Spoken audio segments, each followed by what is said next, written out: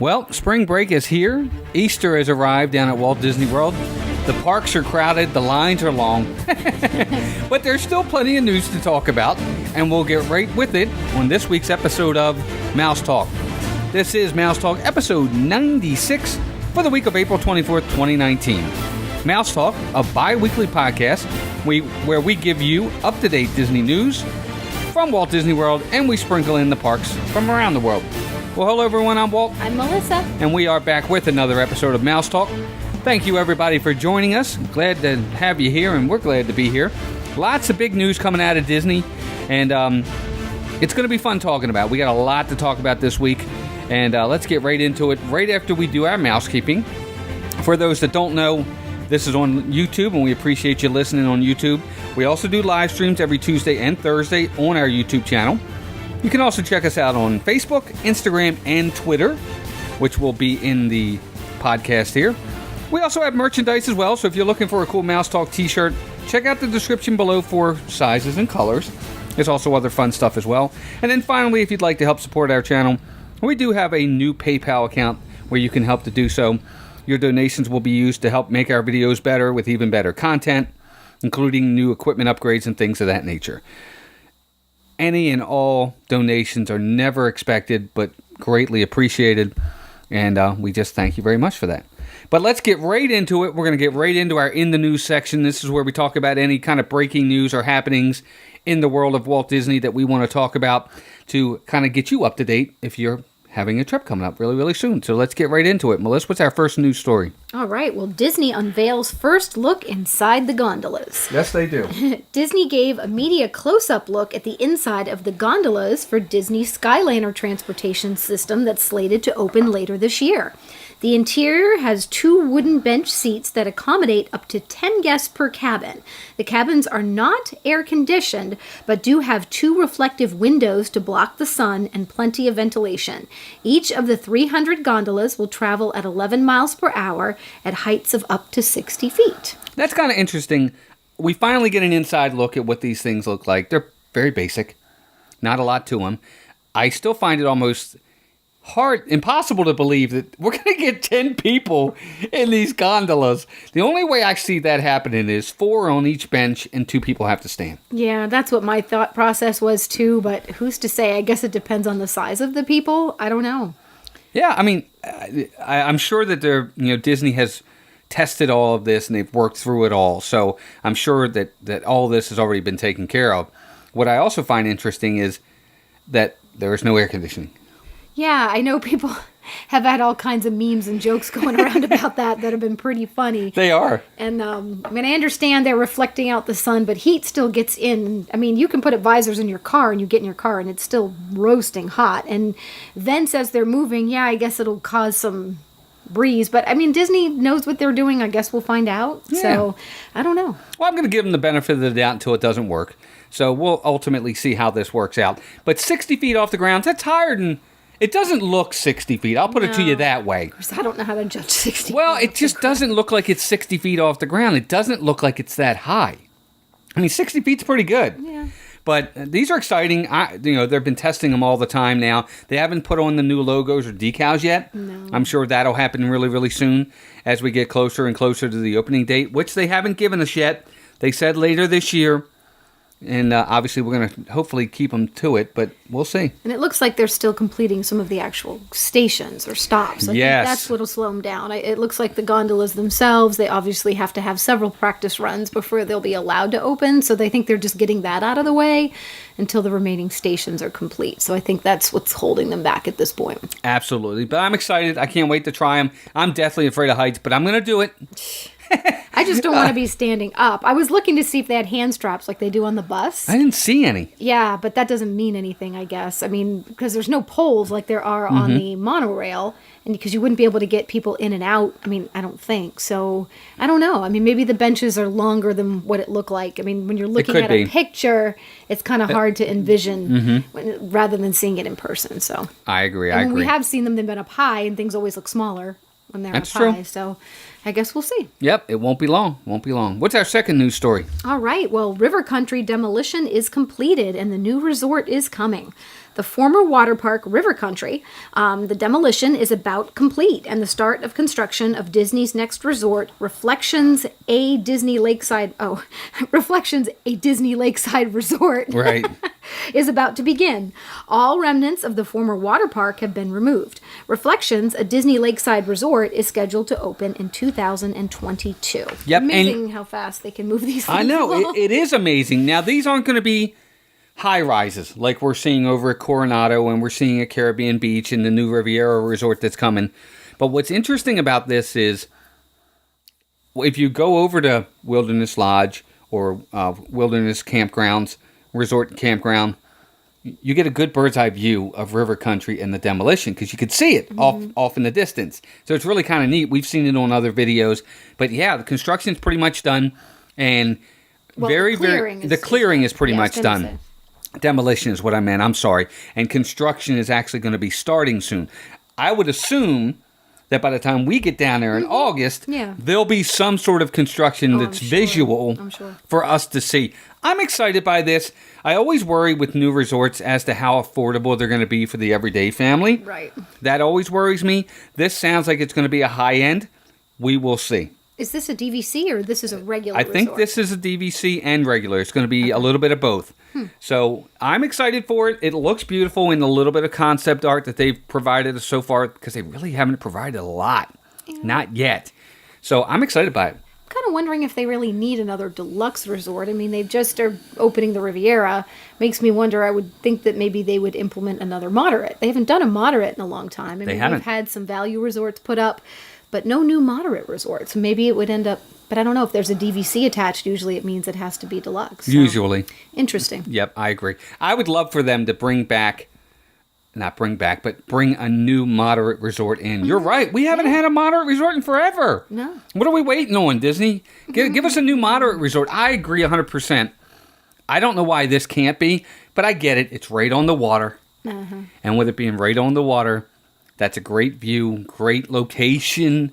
You're right next to Magic Kingdom. It's going to be a deluxe. And I'm guessing they must have quite a demand for Disney Vacation Club members because it seems to me if they're creating these many more Disney Vacation Club resorts, I don't know. I don't know if there's an increasing. I mean, I know in our experience, if you do wait too long to book your reservations, it can be hard to find an open resort now. So maybe that's why. It could be. Unless it's your home resort, and even then. It can be. Difficult. It can be difficult. But that being said, remember, with these DVC resorts, you don't have to be a DVC member to get the room. You can pay deluxe pricing and get the room, but DVC people will have priority. Right.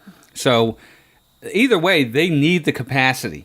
They need the room. They need the vacancies because they have more and more people coming to Disney all the time.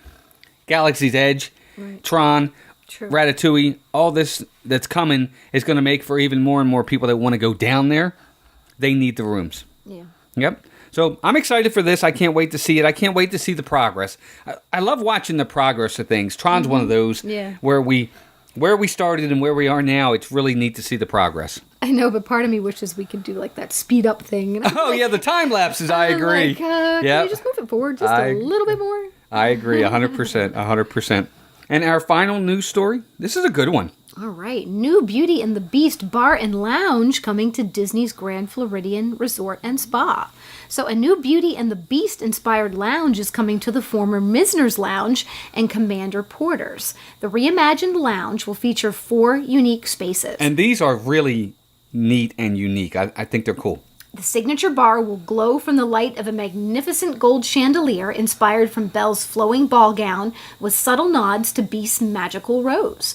The formal library showcases classical Baroque designs and French furnishings inspired by Belle with hints of Beast's friends. The garden room will be a whimsical space drawing inspiration from the enchanted forest surrounding Beast's castle. And finally, an outdoor patio will evoke the romance of Beast's garden terrace. This quaint bar and lounge will be the place to put our service to the test and share a tale as old as time. Stay tuned for more updates as they become available. Doesn't it sound neat? It does, but I have mixed feelings about this. We already have a Beauty and the Beast themed restaurant. Right. So why aren't they doing something different? Well, it's a bar and lounge, so it's not going to be quite the full service that you're getting at Beauty and the Beast. You're not getting a major meal, a sit-down meal. It's just a bar and lounge. They're going to have some small eats, and it's going to be cocktails. I get that. It's not so much that. It's more, why wouldn't you implement a different IP? I don't know. Because if you already have something with that IP, I mean, as much as I'm not disappointed, I love Beauty and the Beast. It's one of my favorites. I'm just being devil's advocate here in terms of, why wouldn't you create a different IP? We have the beautiful chandelier, and you can have a quick service meal. It's not like Be Our Guest is strictly a dine-in only. I mean, you have the ability to do the quick service there, so everybody can experience it. I know it can be hard to get reservations, but I just find that to be unusual. Yeah, I think what they could have done, they could have done a Tangled. Oh, they could have done all kinds of things. But Tangled would be a good one. I really do, especially for over there. I mean, I get it. I mean, when I think Beauty and the Beast, I think upscale, very beautiful, and very glitzy, and maybe that could be it with the chandelier and all that, and the beautiful, castle that he lives in. Yeah. You're not quite going to get that with Tangled because most of her story, she's not even in the castle. Yeah, she's on the outside. And now that I think about it, funny to do with the cruise ship, how they have the ugly duckling once in a while to set up that area for a bar and they're not going to do that over to Grand Floridian. I don't know. They still could. I think people would have fun with it. But I think you might be right. That might be more the theming, and maybe there wasn't another. I mean, Cinderella already has her castle. Right. Sleeping Beauty has Akershus. And Snow White has something now too over at Wilderness Lodge, so you're not going to use her. Yeah. I don't know that Moana would fit. Right. Necessarily there. Polynesian she would, yes. You should bring her over there with Stitch at Ohana. Yep, I agree. But so she wouldn't be one that would fit there. And I think that's really, unless There's gotta be more. I mean, I don't think I'm sure there are. Well, Jasmine wouldn't work there. Jasmine wouldn't work there. I guess not. Aladdin, probably. Well, I don't know if that looks like the... I mean, you could still do up the rooms any way you could. So they probably could have done something Aladdin themed or something. Mm-hmm. What about Little Mermaid? I mean, maybe they don't really have anything. I don't know. I'm just throwing that out there. Yeah. Just be interested. What are your opinions, folks? Yeah, everybody. Put your comments down below what you think might have been a good fit. I think so. I want to know. It's kind of redundant, but yep. No, I agree, but I think it sounds neat. I would love to go over there and see it. Oh, sure. Just I would to see check it out. We're not really big, what I would call drinkers or people that are major into cocktails and spirits, but I still would love to see it and see what it's like. And if they have some good small bites or appetizers and I agree. things like that, small plates, I guess they call them. I'm always happy to try those. Absolutely. So there you go. That's the In the News section. Some interesting stuff coming to Disney World. Now we're going to get into our Around the Park section. And surprisingly enough, this week with our Around the Park section, of course, that's where we go to all the 6 different parks around the continental U.S. and talk about any happenings or events that might be going on or something that might be coming up. It's actually a slower week for that, which is kind of interesting. So not a ton going on, but there are a few things. Well, probably because it is Easter and spring break for people, so they're not going to bring a lot of special events because they got enough people crowding the park as it is. Absolutely. That's very true. Over at Magic Kingdom, no special events going on at the moment. I do know the Disney After Hours Villains event is coming up very, very soon. So be ready for that. But there are a couple of refurbishments. It's the normal. Right, yeah. Just the Walt Disney World Railroad, of course, is still down until further notice. And Tomorrowland Speedway is still down because of the Tron construction. Now, that is supposed to be reopening sometime in mid-May, which really isn't that far away. No. So I'm curious to see if that's actually going to come to fruition or if that's going to be bumped out a little bit longer. Because I haven't seen any major changes going on over there at the Speedway. Have you? Well, that's what I want to touch on. I've heard from other people that the new track is in, that they've now updated that. Okay. So anybody, if you can, again, put in the comments below if you've seen that the track has now been recompleted. It's going to be different. Sure. They're going to have a different path because they're going to need it to be. But I've heard that it is done, but I haven't actually seen it yet. So I'll be interested to see it. Anyone if you can, leave us a comment if you've seen it and what do you think of it? Let us know. Cool. Yep. Over at Epcot, same thing. There is, of course, the Flower and Garden Festival that's going on. Wonderful. It's our favorite. And a must-do, yep. Absolute must-do. Be sure to check out the Flower and Garden Festival. They have the Garden Rocks concert series going on right now. Be sure to check the times guides and the schedule and who's coming there. Flower and Garden's my favorite. Yeah. I know it is yours, too. But it's at least as far as what I've experienced. Exactly. From what we've experienced, it's absolutely so beautiful down there for Flower and Garden. As much fun as wine and food and wine is, it's a party atmosphere. Flower and Garden is just so beautiful. And it's more relaxed, which I think is more our pace. Yeah, and I think it's more us too. I mean, I think the flowers always give me a peaceful, kind of it's serene amazing. feeling, and I just really love what they do to the park. It's awesome. It really is. It really is. So be sure to check out the Flower and Garden Festival over at Epcot. No refurbishments going on, but of course there is construction going on. Oh, yeah. You have Guardians of the Galaxy coming over there. They're very soon probably going to start the construction on the front of the front of Epcot where you enter. Of course, the Leave a Legacy is going to be going away and repurposed and put somewhere else. That whole thing is going to happen. Moving on to Hollywood Studios, for a limited time, a sneak peek of Disney's newest and latest live-action movie, Aladdin, can be seen as part of Walt Disney's Presents in Hollywood Studios. Cool. This charming tale of the street rat Aladdin, the courageous Princess Jasmine, and the genie who may be the key to their future. Be sure to stop by and see the sneak peek before it flies off on a magic carpet ride. Well, it's true. I want to see this. Oh, me too. I wish we could see the sneak peek. I do too. I know you would. While I'm on Slinky Dog or something, you could be doing that. I know. I always go see the sneak peeks and nobody else ever does. I'm usually by myself or someone's doing some kind of ride I don't want to do. It's true. It's true. But I love that they do this at Disney. They give you these little sneak peeks. And like you say, they're really nice. They're good. They're great sneak peeks. They really kind of get you hyped for the movie. That's true, because even movies that weren't that great, like I saw the sneak peek for the latest Pirates, and I saw the sneak peek for the Nutcracker, which bombed tremendously, but from what I saw there, I was like, oh, that doesn't look so bad. Yeah, it's true. It's true. So that's only for a limited time, though. They haven't said specifically how long, but with the movie coming out in June, I'm sure once the movie's out, that sneak peek will go away. So expect that to only be there from now until probably the middle of June. Right. I think the movie comes out the 21st. Let us know in the comments below if that's wrong or not, but I think it's June 21st. So there you go. Aladdin sneak peek over at Walt Disney Presents. I really like it over there. Me too. It's a out of the way, even though you pass right by it when you go to Toy Story Land, it's something that I feel is always forgotten. Yeah, that's true. I hate to say that, and I don't think it should be, but I love it in there. I think it's a lot of fun. I don't forget it. Nope, no, you don't. You're always in there. I'll give you credit. Also over at Hollywood Studios, Disney has confirmed this week that Mickey and Minnie's Runaway Railway will now be opening at Hollywood Studios in spring 2020. So it looks like it's been delayed. Oh, darn. Now, many believe that with so many new projects that Disney's resources are spread throughout because of these new projects, most attention appears to be concentrated on opening aspects of Galaxy's Edge. They're going to have enough of a crowd. They don't need to have anything else. They need to leave something for later on, I guess. I think so. And I think part of it is, with them, is they need all hands on deck for Galaxy's Edge. Sure. Well, now that it's opening earlier. Oh, absolutely. Right. All hands on deck, because they also need to get the Rise of the Resistance up. Look, it's coming in phases. We talked about this before. That's fine. But when they want it open, it's got to be ready. Yeah. And it's got to be ready. Mm-hmm. So all hands are on deck. Well, they need everybody in Galaxy's Edge. So that means other projects have to wait. Right. And things are going to be pushed back. And I totally agree that it doesn't make sense to open this ride at the same time of Galaxy's Edge. It's going to get overshadowed. Right. Almost anything else would be overshadowed by Galaxy's Edge. It doesn't matter what it is.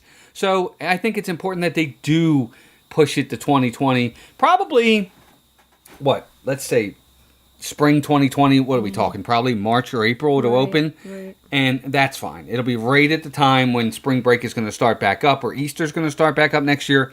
Perfect timing. Gives another ride aspect, more places for crowds to go. It's going to be cool. I know you're not enamored by this whole thing. I don't care about it anyway, so it's fine with me. I'm excited for it. Still salty about it. Yeah, well, at some point that'll have to go away. No, it won't. Mm-hmm. Nope. Well, I'm excited for it. I can't wait for it. I think it's going to be. I think it's going to be a lot better than people think. Whatever. I really do. And mark my words, I think it's going to become one of Melissa's favorites. But I could be wrong. We'll see. As for refurbishments over at Hollywood Studios, no refurbishments going on at the moment. Like I said, no real need, because at this point they need all hands on deck for Galaxy's Edge. So there you go. Now moving out west, speaking of Mickey's Runaway Railway, this was kind of a surprise, I think. I don't think we expected this. But out at Disneyland, Mickey and Minnie's Runaway Railway is coming to Disneyland Park in 2022, which is really, really cool. The first Mickey-themed ride-through attraction at Disneyland Park puts you inside the wacky and unpredictable world of a Mickey Mouse cartoon short where anything can happen. Guests will board a train engineered by Goofy, and one magical moment after the next leads you to a zany, out-of-control adventure filled with surprising twists and turns. It's the same as ours, right? It's the exact same as ours. Oh. But this wasn't originally happening out there. I know, but... And now it is. I think this is great. I'm glad that they're also getting that experience out there as well. I don't want Disneyland and Disney World to be mirrors of each other. No, I like the fact not. that they're different, yep. But there are certain things that I'm glad they're getting. And there are certain things that they have that I wish we would get. Like the Adventure of Indiana Jones, the Temple of the Forbidden Kingdom, whatever they have out there. I would love to have that here. Sure. But I like this idea. I'm glad they're getting it. It makes me think of the cartoon short when they're in the travel trailer that's being pulled and it disconnects. Yes. Goofy. That's what it makes me fantastic. think of. I love that one. And I love that one too, but I don't like the new animation, but that was actually one of my favorite ones that they do, so that would be funny if it was something like that. It would be really neat. I don't know. I'm excited for this. I'm glad it's coming to Disneyland Park as well. Now, there are some refurbishments at Disneyland. Yeah, quite a few. So, of course, if you've watched any vlogs, you've seen the Sleeping Beauty castle all covered up by Scrim, and the man is that crazy. If I was visiting Disneyland right now, I would be totally bummed out. But it's supposed to be a reopening sometime spring, so it's got to be pretty soon because you figure summer will be here in June, so in the coming months. Cafe Orleans is down from May 6th through the 16th. The Bibbidi Bobbidi Boutique will be down from May 16th to the 23rd. The Casey Junior Circus Train will be down from April 29th to May 23rd. Minnie's House will be down from April 29th to May 3rd. Storybook Land Canal Boats will be down from April 29th to May 23rd. The Disney Gallery will be closing May 28th with no reopening date set just yet. And then the Disneyland Story Presenting Great Moments with Mr. Lincoln will be down also as of May 28th, and they have not announced a reopening date just yet on that either. Okay, so there you go. So that's your refurbishments over at Disneyland. And with Disney California Adventure, no real events going on over there at the moment. A couple of refurbishments that are going on are Silly Symphony Swings is down from March 4th to May 23rd, so not too much longer there. And the Red Car Trolley, April 1st, to be determined for a reopening. We will see. Mm-hmm. So there you go. That's our Around the Park section. Not a ton of news coming out of the parks right now. With it being the busy time, not a lot of special events need to be going on, but that's going to ramp up as the year goes on, and we'll have some more stuff to talk about, absolutely. Let's move on to our This Date in Disney History. Melissa, what do we have? All right. Well, in April 1994, that is when the first Epcot International Flower and Garden Festival began. It was only 5 weeks long compared to the 9 weeks plus that it goes now. It's basically 90 days. Wow. So I thought that was pretty neat. So when it first started out, it was much, much shorter than it is right now. Well, I'm surprised it only started in 94. Yeah, I don't know why I felt it was longer. Me too. I guess it was always the food and wine I was probably thinking about, and they've, of course, been strategically adding festivals ever since. Yep. Now, April 1998, I know this is one that's been in discussion, but this is when Animal Kingdom opened, and it actually debuted as Disney's largest park, believe it or not.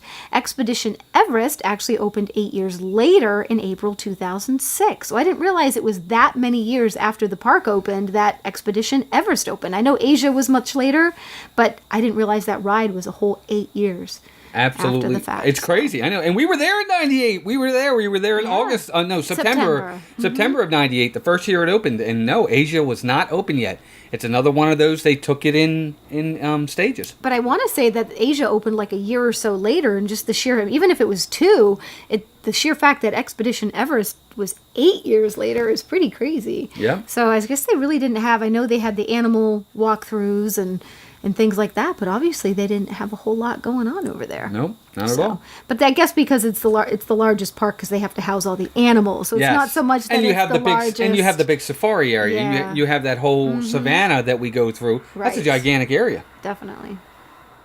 And then April 2007 is when Monsters, Inc. Laugh Floor opened in Tomorrowland. How about that? That's been 12 years, too. I know. Now, that I thought had been sooner. I didn't think that was as long as that. That's interesting. I didn't think it had been around that long either. If I had to guess, I would have said like 2012 or something. Yeah, me too. I 11. don't know. I just didn't think it was that long. I love the Laugh Floor.